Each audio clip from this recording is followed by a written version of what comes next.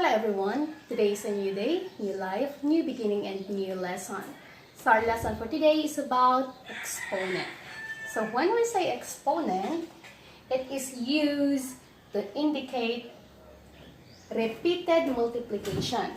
So in general, if n is a positive integer and b is any real number other than 0, then b raised to n is equal to b times b times b times b, where n factors of b. Okay, so to understand the lesson very well, I'm going to give you an example. So in here, our b here is 3. So b in here is the base and n is the exponent. So this means that the base 3 and so this is our base and 4 is our exponent. Okay?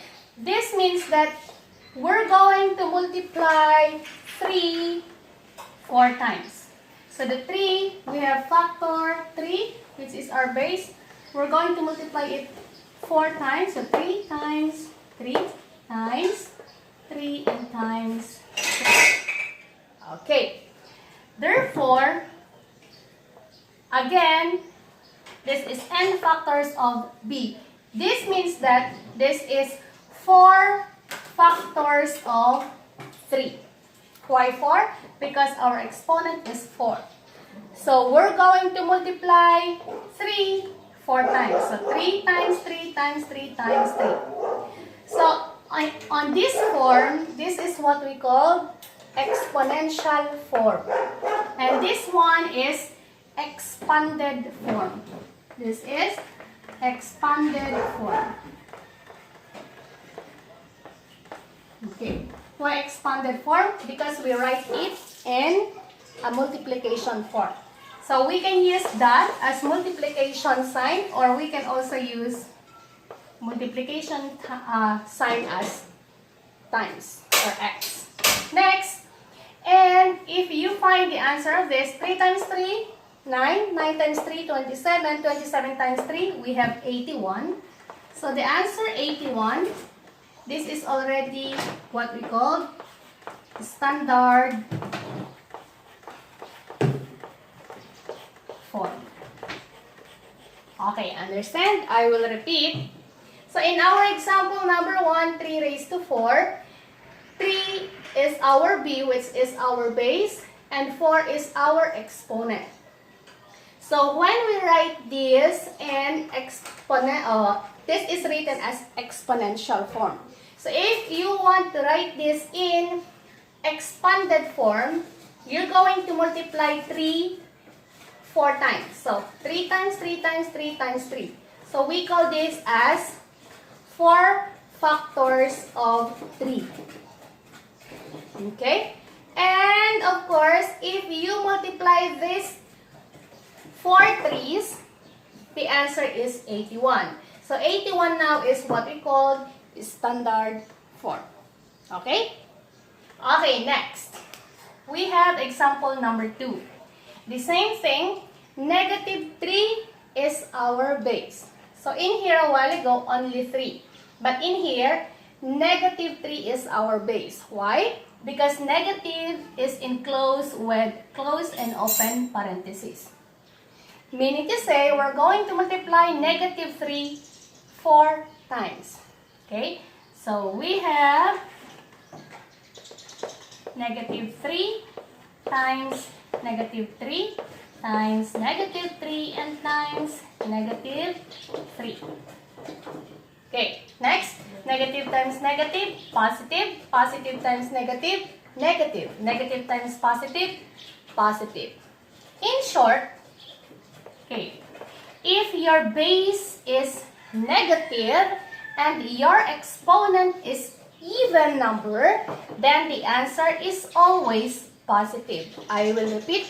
If the base is negative and the exponent is even number, then the answer is always positive. Got it?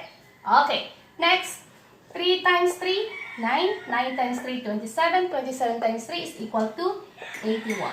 Therefore, our final answer is 81. So this is the exponential form.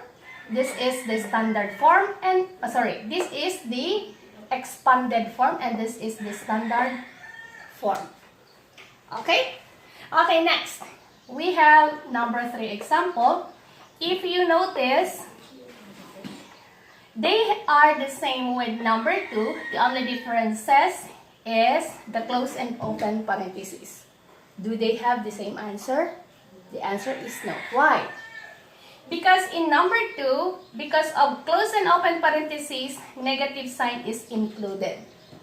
Okay? But in number 3, there is no close and open parentheses and we have a negative sign.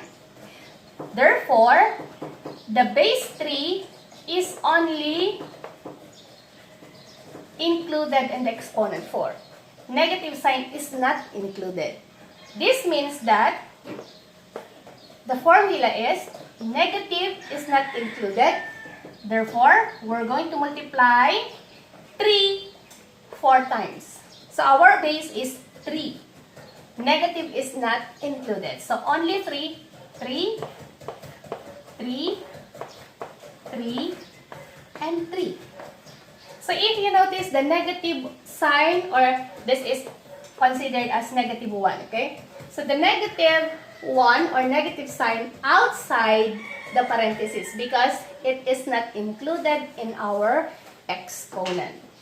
Next, just copy the negative sign and then multiply this. 3 times 3, 9.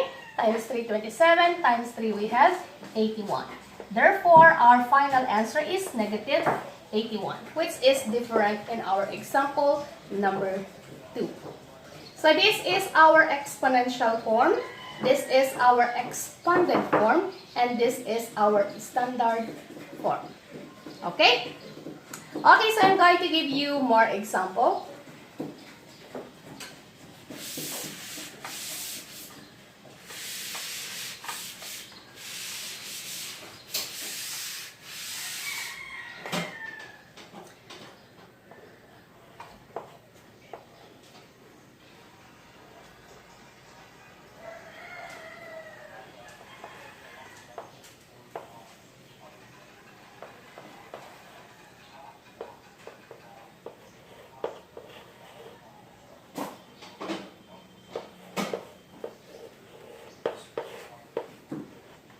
Okay. Okay, so in number 4 example, we have negative 5 squared. So if you notice again, there is a close and open parenthesis with the negative base natin. Okay? So negative 5 is our base. Therefore, you're going to multiply negative 5 2 times. So negative 5 multiplied by negative 5. Okay, so why do we need to include negative? Because it includes by close and open parentheses. This means that negative sign is included in our base and exponent. So negative 5 times negative 5. Again, as I had mentioned a while ago, if the base is negative and the exponent is even number, the answer is always positive. So negative times negative is positive. Next, 5 times 5, we have 25. So this is our final answer. This is our exponential form, this is our expanded form, and this is our standard form. Next, example number 5. Again, there is a close and open parenthesis. This means that our base is negative 5. Negative sign is included in our base and in our exponent. This means we're going to multiply negative 5 3 times. So negative 5, and negative 5. Okay, in here, I told you a while ago, if the exponent is even number and the base is negative, the answer is always positive. How about if the base is negative and the exponent is odd numbers? Okay, so if you have a base with a negative sign and the exponent is a number, then the answer is always negative. Okay? Even this is 101, 101 is still odd numbers, the answer is always negative. Okay? Okay, next. 5 times 5, 25 times 5, we have 125. So our final answer is negative 125. This is our exponential form, expanded form, and this is our standard form. Okay? Okay, so that's all for today. I hope you learned something from this video, and I hope to see you again. Keep safe and God bless us all. Bye!